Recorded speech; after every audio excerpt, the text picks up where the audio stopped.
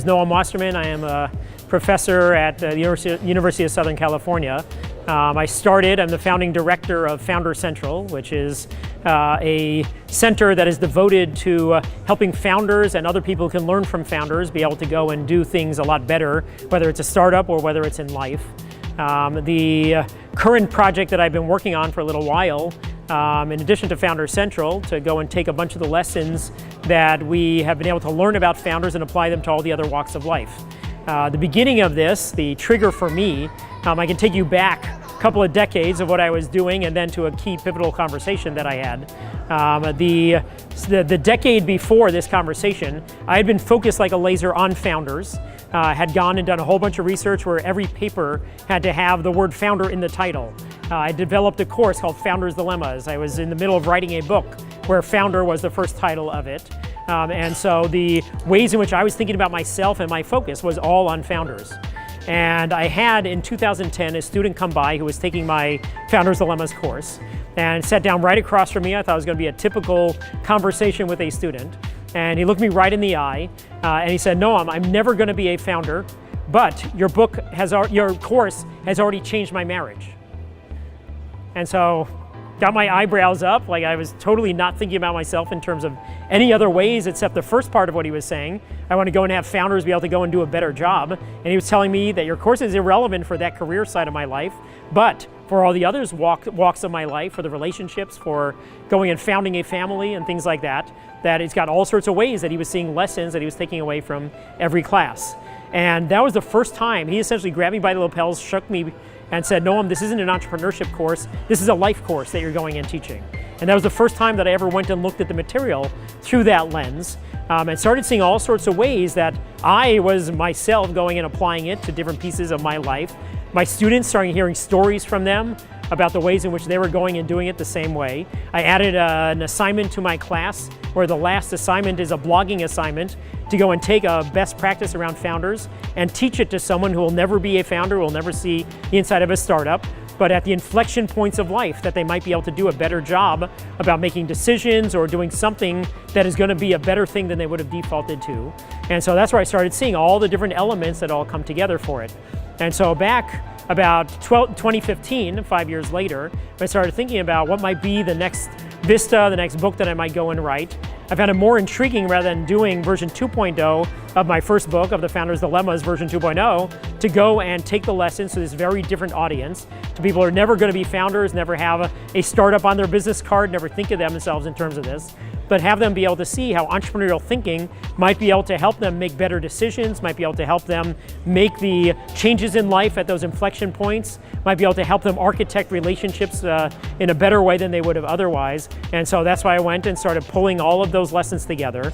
And so I took a long look at a bunch of the things we do within the course, and we came up with about 25 things that might be relevant to it. But then we broke it down into 5 criteria that we were going to use to be able to go and see which ones should be included in the book. First, is there a real life problem that has, second, the equivalent of a founding problem? What is then the founding solution that we have learned about how to go and approach that founding problem that then maps to that life problem that we can use the solution to be able to go and have a real life solution for it. And the final piece, the 5th one, was there's some rigorous academic grounding, either from my research or from other people, that go and tell us that yes, there is some firm grounding to say we can go and make that leap from the founding realm into the real life realm. And so going and taking all of those lessons and compiling essentially a top 10 of them to be able to go and have that be together within the book. The lessons fall into 2 big buckets of lessons. One of them is in terms of going and making decisions at these key inflection points. And then the second one is being able to manage the change that you've decided to go and make. And the first of those things, when we're talking about the making those decisions, there are duos of tensions that you go and face entrepreneurially that also map to our dealing with the life challenges that we have there. First of them, in terms of the tensions, is passion versus handcuffs. When you have the motivation to go and do something, you're burning with the desire to go and do it, but how that can cloud your thinking, how that can go and lead you to leap when you aren't quite ready for it. And then the opposite tension of you've gone and accumulated a bunch of things in your life that are going to prevent you from making a change even if it makes perfect sense for you to go and do it. The handcuffs of life of going and having the mortgage that you took out, the life situation that you're going to have all sorts of things that when you go and change it, there's going to be all sorts of uncertainties that it's going to introduce, the other people in your life who are going to be affected by the change that are going to become part of those handcuffs. And so how do you deal with each of those extremes of either I'm diving too soon or I want to dive and it's preventing me from being able to go and dive.